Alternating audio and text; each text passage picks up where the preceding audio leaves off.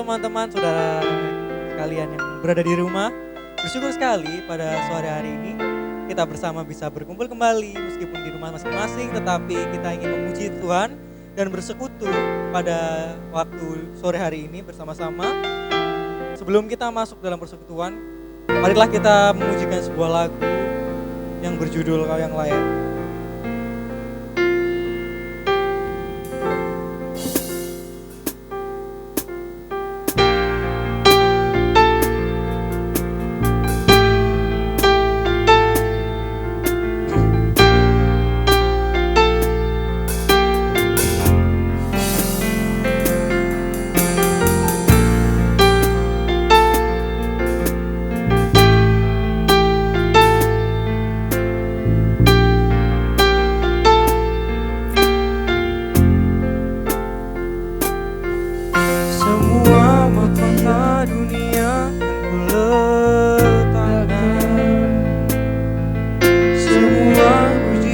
Manusia tak kuhiraukan, karena tak ada satu pun yang dapat gantikan. Hanya Kau yang kudus dan hanya Kau terbesar. Kau yang layak, Kau yang layak, Kau yang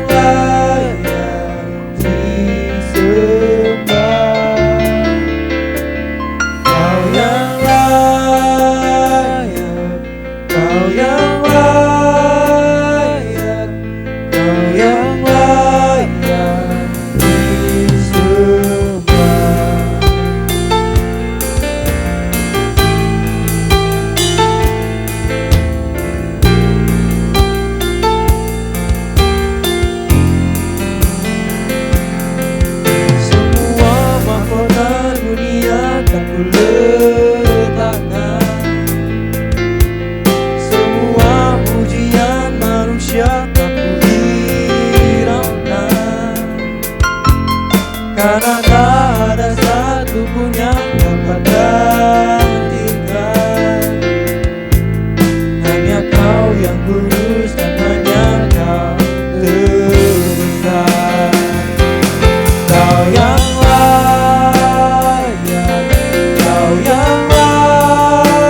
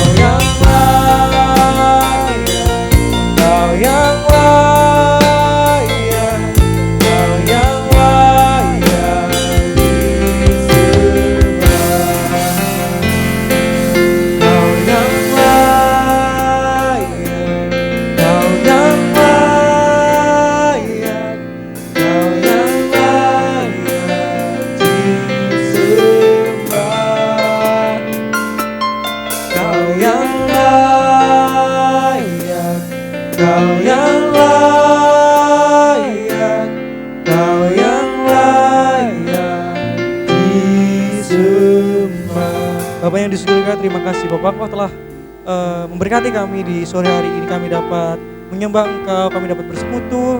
Meskipun kami jauh Bapak, tapi Engkau melihat hati kami, Engkau melihat pribadi kami ingin berseru kepada Engkau, kami ingin memuliakan nama-Mu Tuhan. Kiranya persekutuan kami di sore hari ini Engkau telah memberkati, dan dari awal, pertengahan sampai akhir Bapak.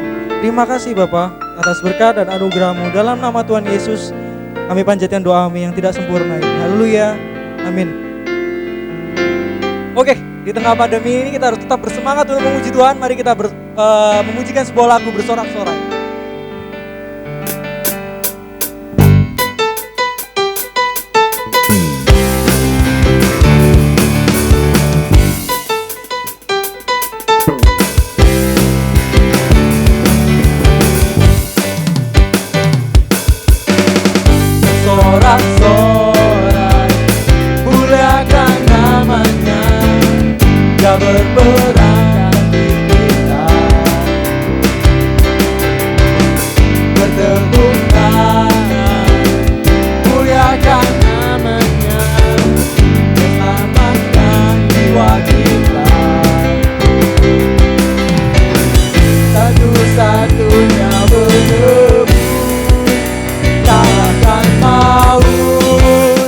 bangkit dan hidup.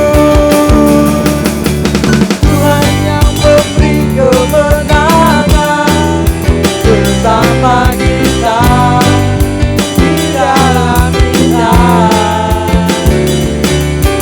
Masuk dalam kemuliaan-Nya yang perlindungan dan pengharapan.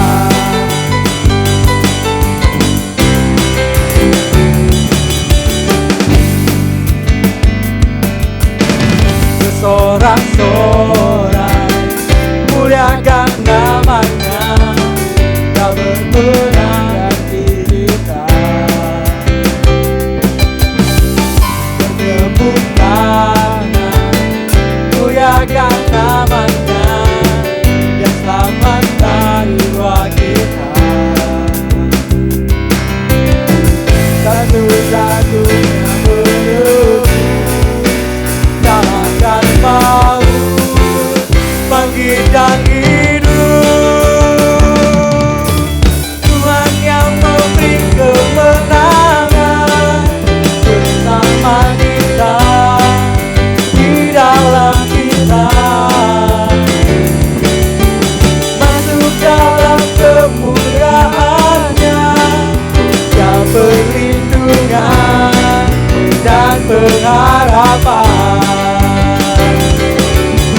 Tuhan yang memberi kemenangan bersama kita di dalam kita.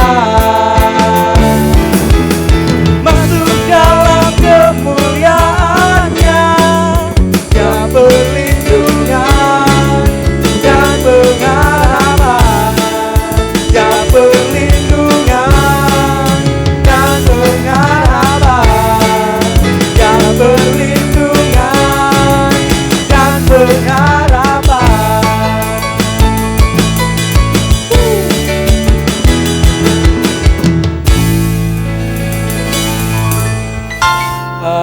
Kita sebagai orang Kristen harus tetap berpegang teguh pada Tuhan, karena Tuhan memberikan kita kekuatan. Maka dari itu lagu ketiga kita akan menyanyikan Ku Diberi Kuasa.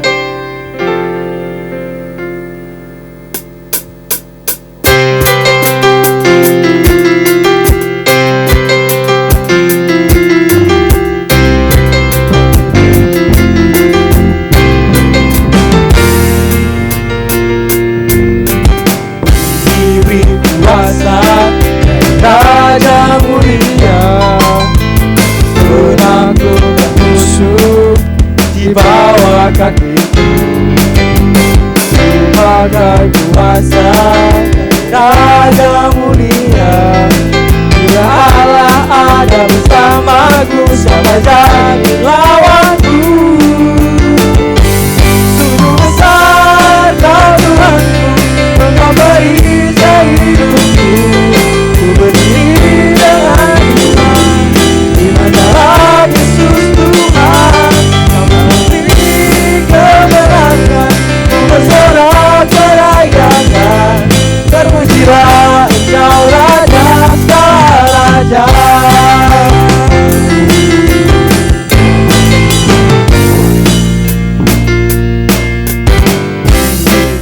Kuasa Raja mulia, menaklukkan musuh di bawah kaki. Pakai kuasa Raja mulia, bila Allah ada bersamaku, siapa jadi lawanku? Bila Allah ada bersamaku, siapa jadi lawanku? Bila Allah ada bersamaku, siapa jadi lawanku? Sungguh besar Kau Tuhanku, Engkau beri hidupku. Ku berdiri dengan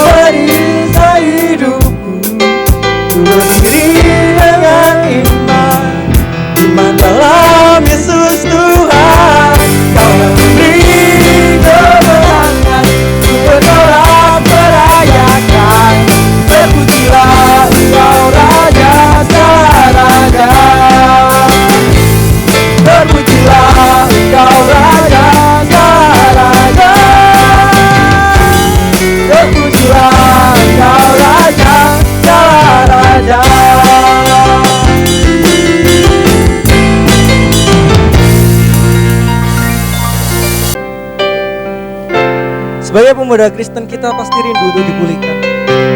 Dan kita butuh kuasa dari Tuhan Yesus untuk membangkitkan roh kita. Maka dari itu kita akan memuji sebuah lagu, yaitu Pengorbananmu yang Sempurna.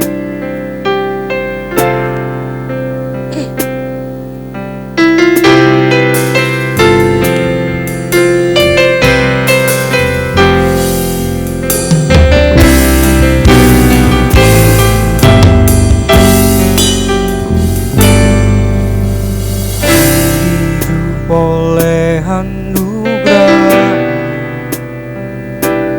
yang terbaik ku terima darimu, rancanganmu indah bagi, sebab ku hidup selalu di dalam. Tiada pernah ku meragukan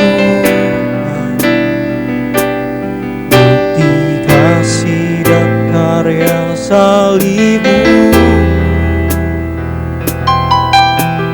Kau telah mati gantikan hidupku, sebab itu ku selalu bersyukur.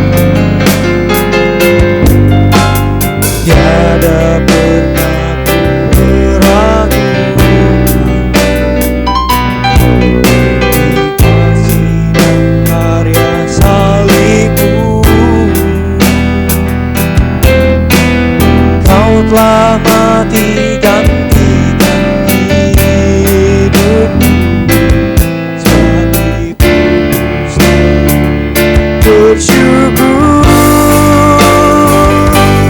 Kasih-Mu memulihkan hidupku,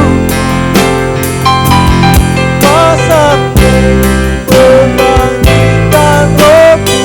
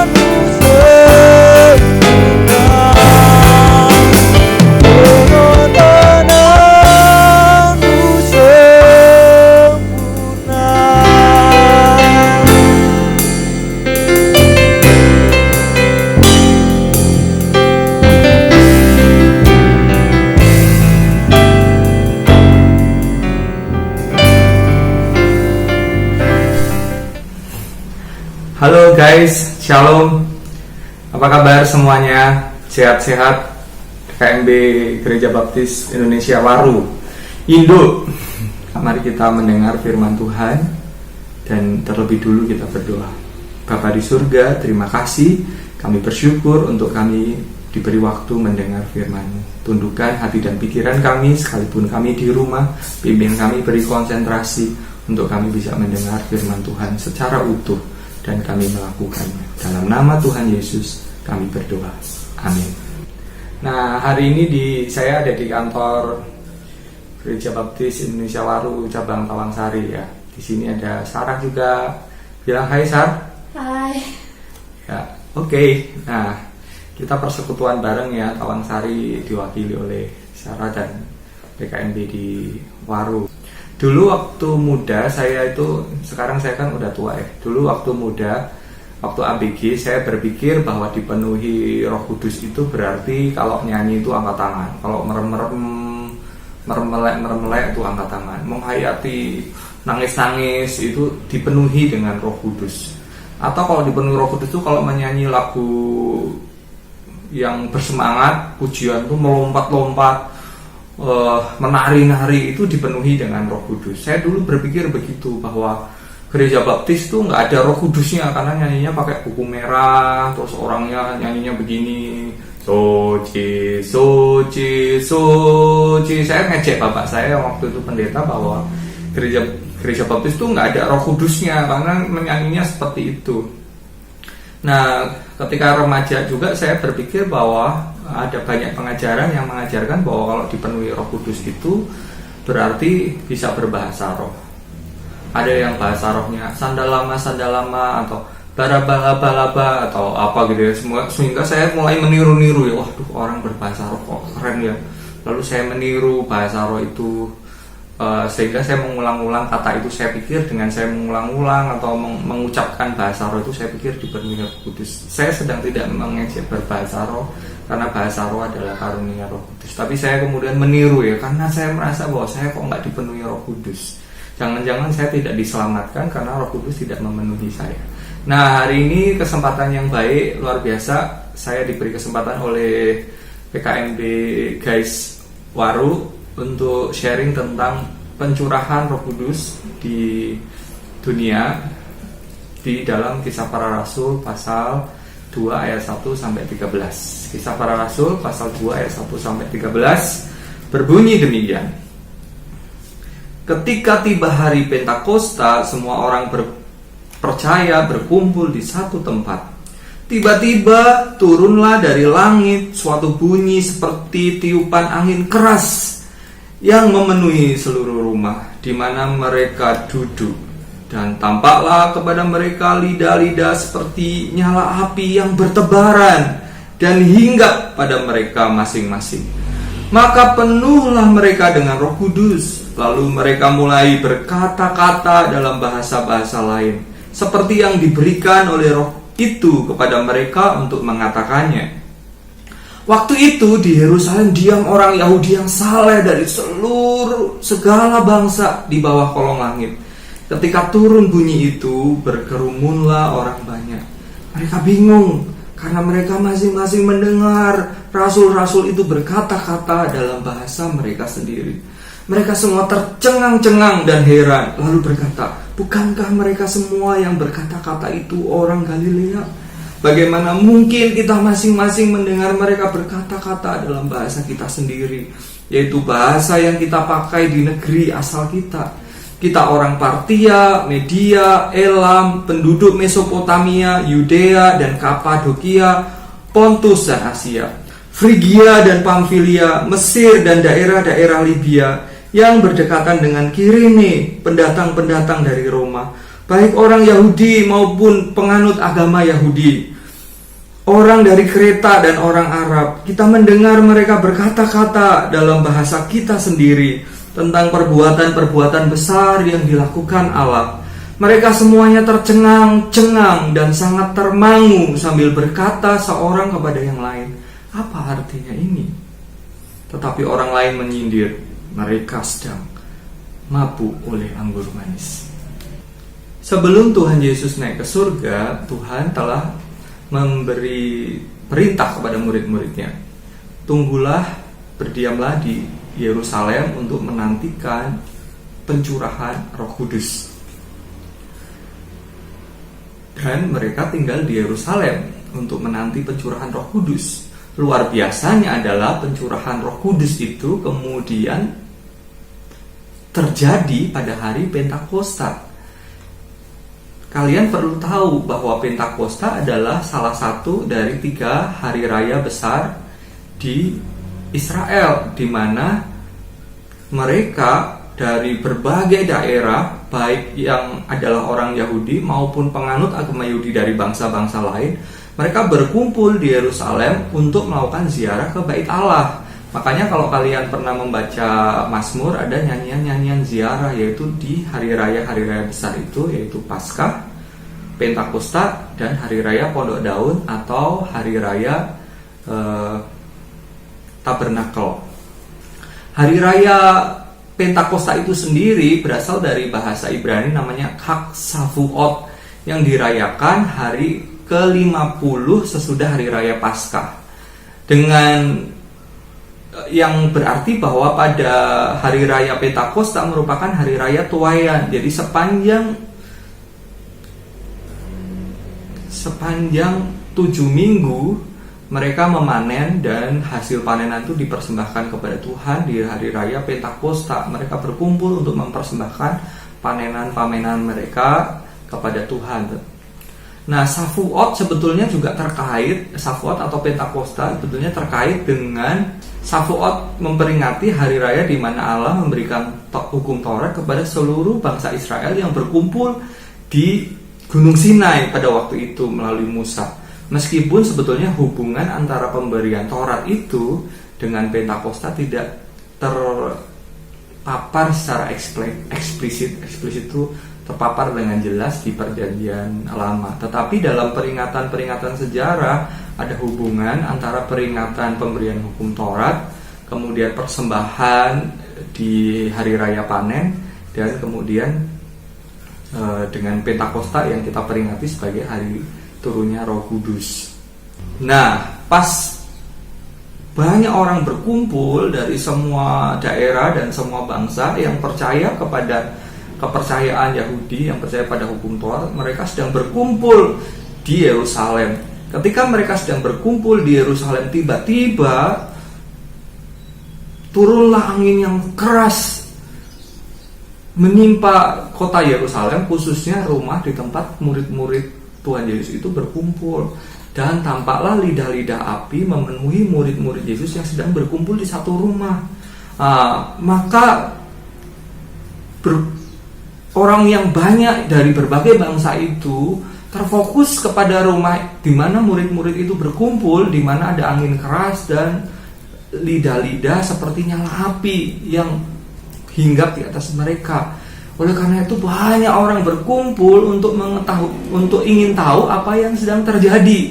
Nah, ketika mereka ingin tahu apa yang sedang terjadi, murid-murid Yesus kemudian berbicara dengan berbagai bahasa, dengan bahasa yang mereka pahami dari berbagai daerah dan berbagai bangsa, dan mereka berbicara mengenai apa yang dikatakan Roh Kudus kepada mereka.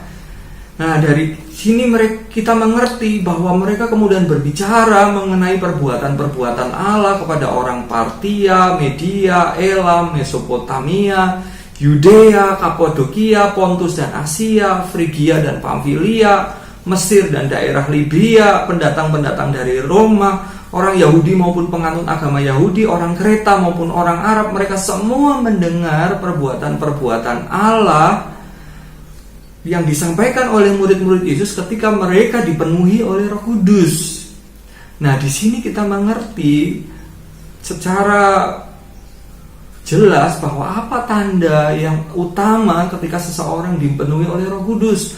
Bukan berbicara dalam bahasa-bahasa lain, sekalipun berbicara dalam bahasa roh adalah juga karunia Roh Kudus kalau kita lihat dalam Roma pasal 12 dan 1 Korintus pasal 12. Tetapi di situ sebetulnya korelasi utamanya adalah ketika Roh Kudus turun ke atas murid-muridnya, mereka bersaksi memberitakan tentang Kristus kepada semua bangsa. Karena dari awal Perjanjian Lama kita mengerti bahwa Tuhan menyerakkan satu bangsa ke dalam banyak bahasa, kemudian Tuhan memilih satu bangsa, yaitu keturunan Abraham yang menjadi Israel, dan Tuhan memberkati bangsa itu untuk melahirkan Tuhan Yesus Kristus, supaya berkat itu dibagikan kepada semua bangsa, supaya semua bangsa mendengar Injil, dan akhirnya pada akhir zaman nanti dalam kitab Wahyu kita mengetahui bahwa semua suku, kaum, dan bahasa berdiri di hadapan tahta Tuhan Yesus Kristus dan memuji Dia di dalam semua bahasa. Jadi kita bisa mengerti sebetulnya titik poinnya orang dipenuhi Roh Kudus bukan pada bahasa-bahasa lain, tetapi menjadi saksi Kristus di Yerusalem, Yudea, Samaria, dan sampai ke ujung bumi, seperti kata Tuhan dalam Kisah Para Rasul pasal 1 ayat 8, bahwa kalau Roh Kudus turun ke atas kamu, kamu akan menjadi saksiku di Yerusalem, Yudea, Samaria, sampai ke ujung bumi. Sekarang sudah mengerti kan, kalau Roh Kudus turun ke atasmu, maka apa tanda bahwa kamu dipenuhi Roh Kudus? Yaitu kamu menjadi saksi Kristus kepada semua bangsa, kepada orang-orang yang dekat maupun kepada orang yang jauh. Ada hasrat yang besar untuk memberitakan kabar kebaikan Tuhan kepada semua orang. Ada hasrat yang besar di dalam hatimu, keluar dalam mulutmu, dan tindakanmu untuk hidupmu memberitakan kebaikan Tuhan, karya Tuhan, keselamatan kepada banyak orang. Itulah tanda bahwa Roh Kudus memenuhimu. Bukan tanda bahwa Roh Kudus memenuhimu adalah kamu menyanyi dengan luar biasa, tentu itu salah satu.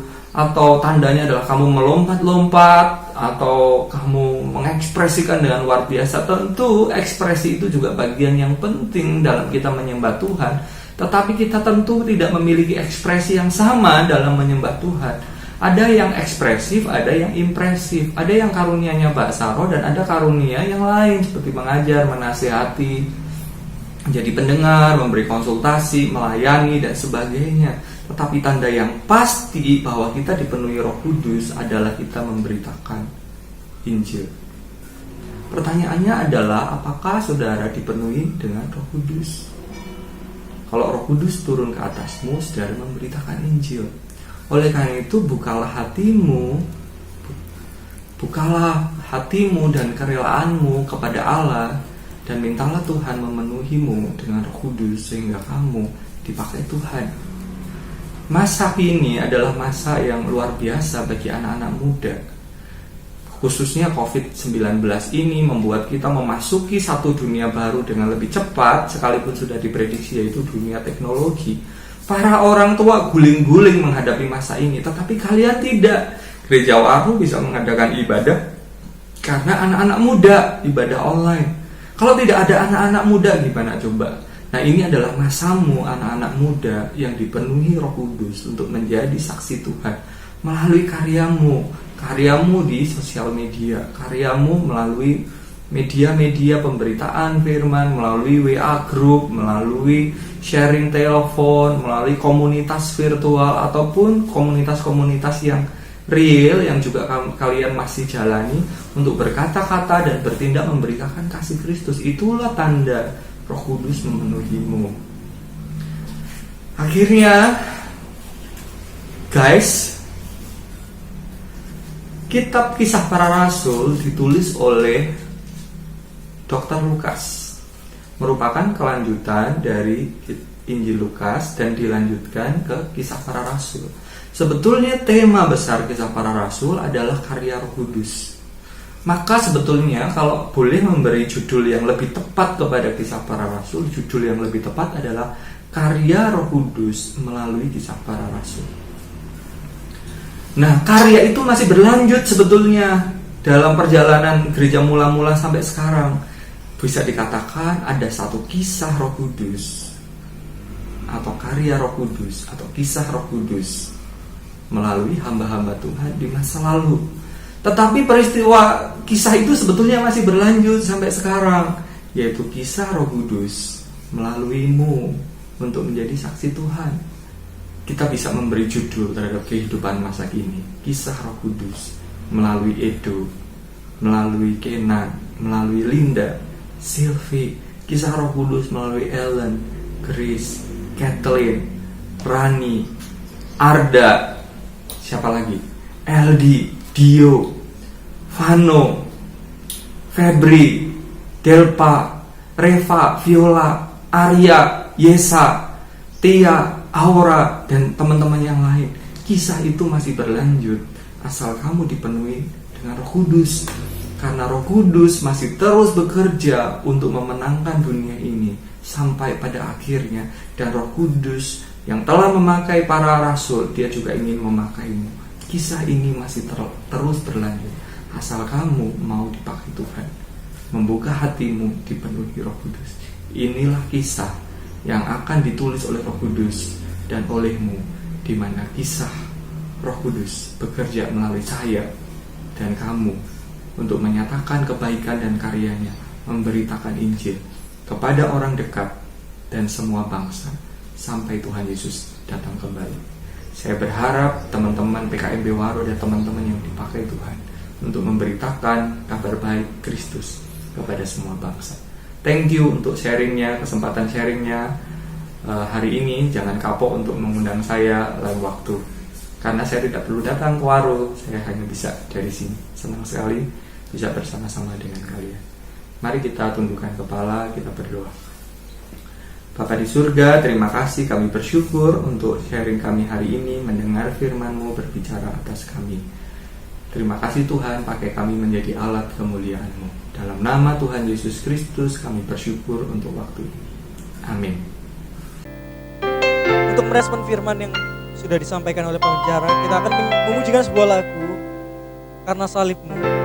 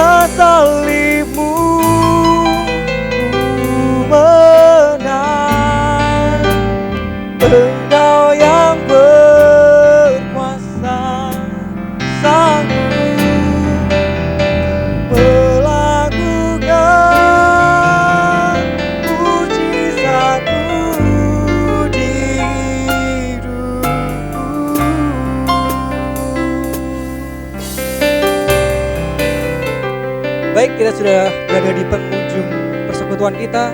Marilah kita akan memujikan suatu pujian. Aku memuji kebesaran-Mu.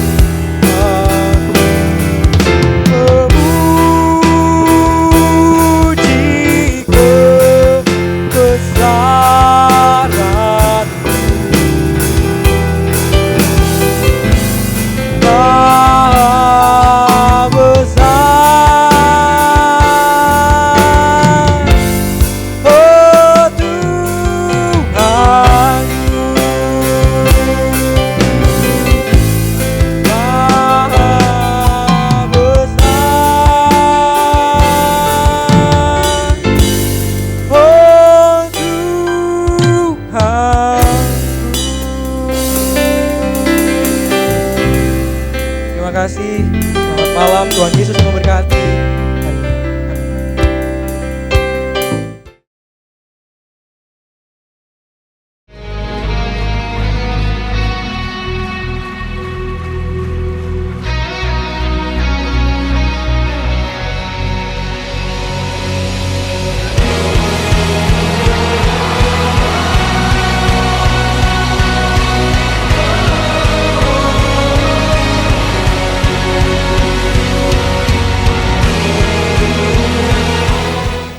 Shalom, selamat malam teman-teman. Saya di sini ingin memberikan sebuah pengumuman bahwa minggu depan masih ada persekutuan seperti biasa pukul 6 sore.